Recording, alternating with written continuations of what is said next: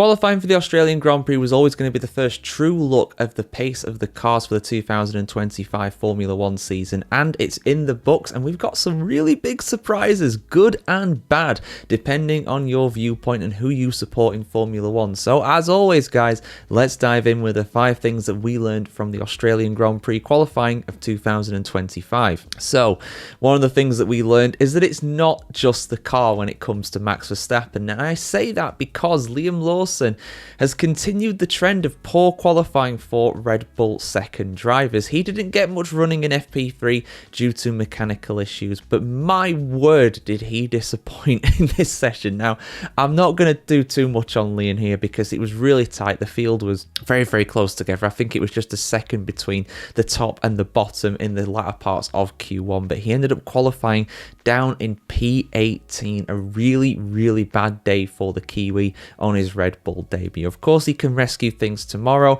I'm not ruling him out of getting points, but really it's continuing the trend, isn't it? You know, Sergio Perez struggled, Pierre Gasly struggled, Alex Albon struggled. It's really hard in that Red Bull second seat, and another driver so far in his very young Red Bull career is not doing particularly well. A real shock to see him all the way down there. I think Max Verstappen was all the way up in P3 by the end, wasn't he? He was definitely in a very strong position as qualifying drew to a close. So yeah, massive disparity from the two Red Bull guys. Again, continuing that trend really. But yeah, speaking of bad weekends, Ollie, my word, is he having a shocker in Australia. He crashed out in FP1. He was unable to compete in FP2 because he crashed out in FP1. In FP3 earlier today, he crashed out again. And then when qualifying got underway, his gearbox was having problems. He seemed to say it was all right, but he didn't set a competitive time. And as a result, he ends up lining up at the back of the grid alongside his teammate, Esteban Ocon. Haas, I did predict to do pretty well this season, but again, they're having an awful, awful time down in Australia. So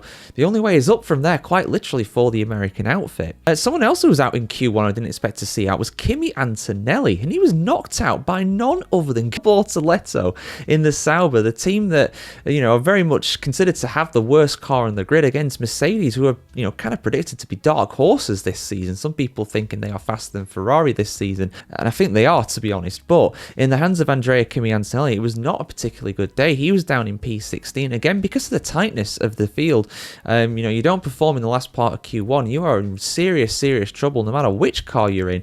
And yeah, another rookie having a bad day, but a good day for Bortoleto. Not too bad for a B-tier driver. Stick that in your pipe and smoke it, Dr. Helmut Marko. Up in P15, comfortably beating his teammate Nico Hülkenberg, I think was P17. He was out in Q1, so a good debut for Bortoleto so far. Can he get points on debut? It's going to be a big ask even from there, but we'll see what happens. The fourth thing that we learned is that Ferrari suck. They were so bad today. I couldn't believe it. They were good in in FP3 again.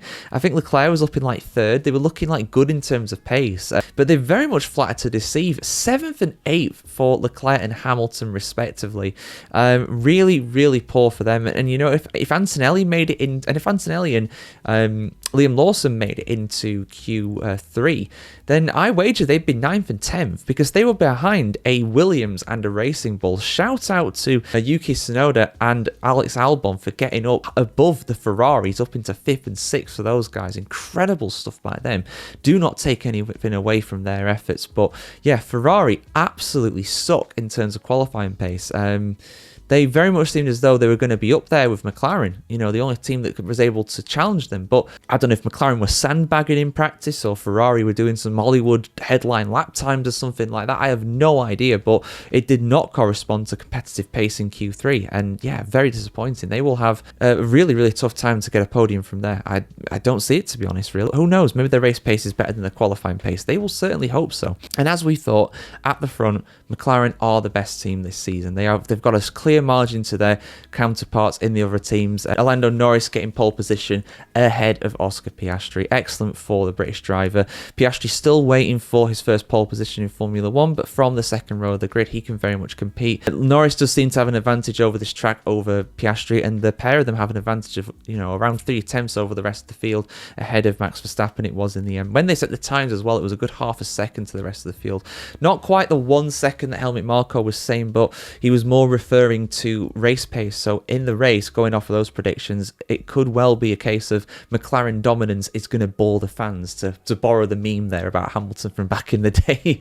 But yeah, well, actually it was about Vettel, wasn't it? But yeah, there we go, guys. Eventful qualifying session, some real surprises, some good news stories for the rookies, some bad news stories for some more of the rookies as well. Great news if you're a McLaren fan, if you're a fan of Racing Bulls, Williams, Mercedes not looking too bad in the hands of George Russell, Max Verstappen doing an incredible job in Red Bull, but yeah, very disappointing for the likes of Ferrari, Antonelli, and Liam Lawson, and Ollie Behrman and Haas fans as well. Really bad days for all those guys. But yeah, your thoughts about qualifying in the comments below, guys. It's been a very interesting one, and now you have a better order of the pecking order. But tomorrow's race will be more important. Setups could mean that some drivers are focusing on race pace rather than qualifying pace. Ferrari and the likes will certainly be hoping so. So yeah, we'll see you soon for some more F1 content here on the F1Chronicle.com, guys. F1 News Zone is coming up next if you're on the YouTube channel.